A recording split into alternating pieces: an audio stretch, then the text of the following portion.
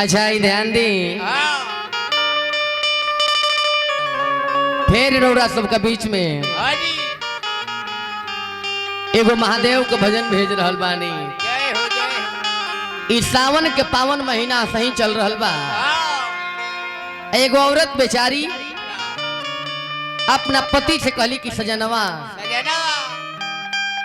रौरा जाता नहीं देवघर बाबा के जल ढारे तेगो हमरो खातिर काम कोइले आई।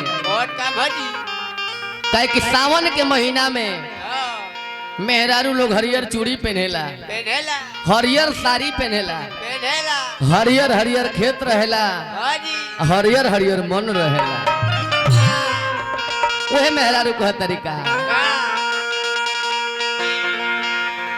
कि जल ढारे पिया हो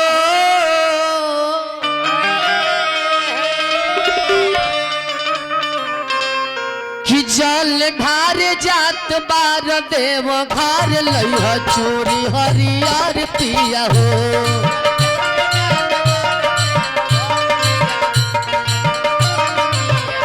जल ढारे जात बार देव घर लइह चोरी हरियर पिया हो।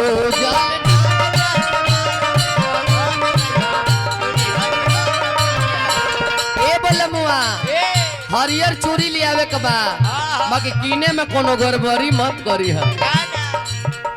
जनी कीने में हो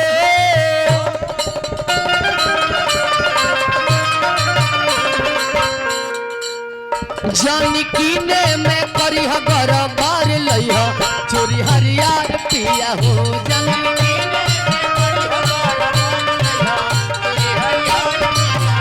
जनी कीने में करी है गड़बड़ लइह चोरी हरियर पिया हो।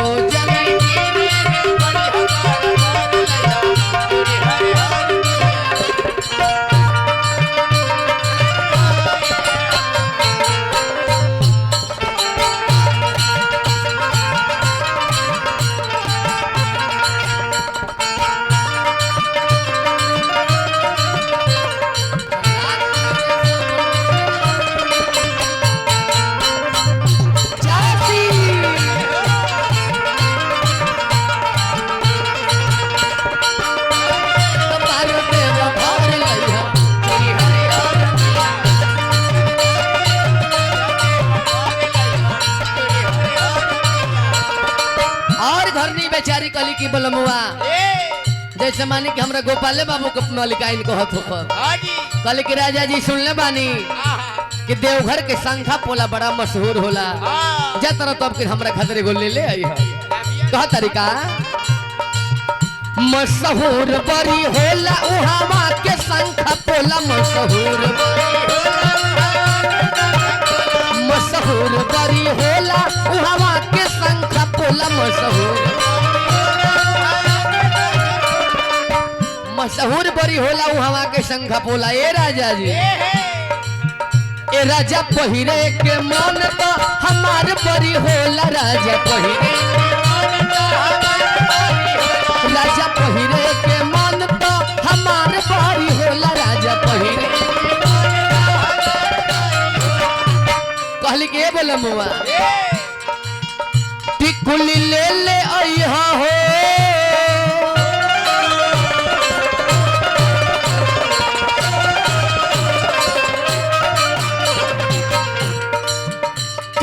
ले ले अइहा हरियर कलर चूड़ी लइह हरियर पिया हो।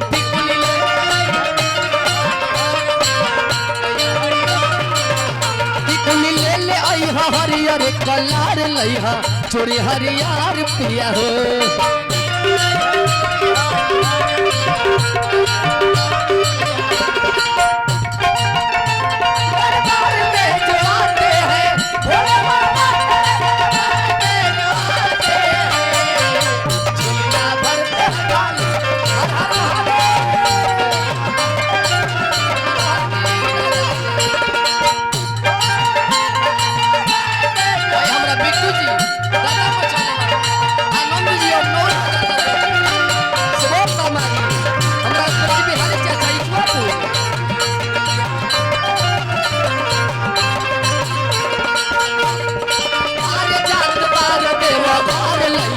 चूड़ी हरियर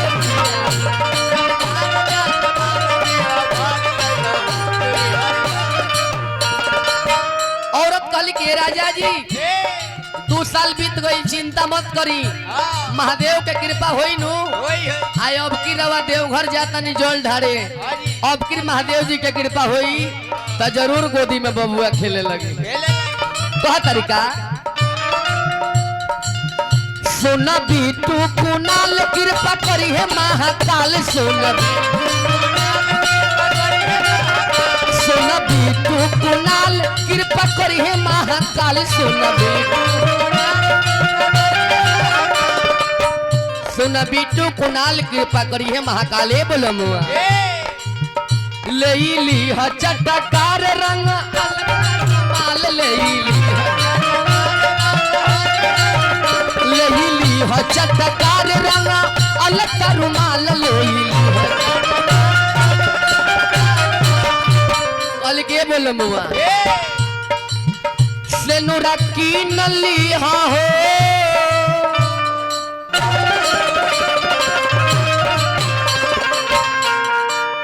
सेनुरा किन ली हो लाल कलर लइहा चूड़ी हरियर पिया हो जाता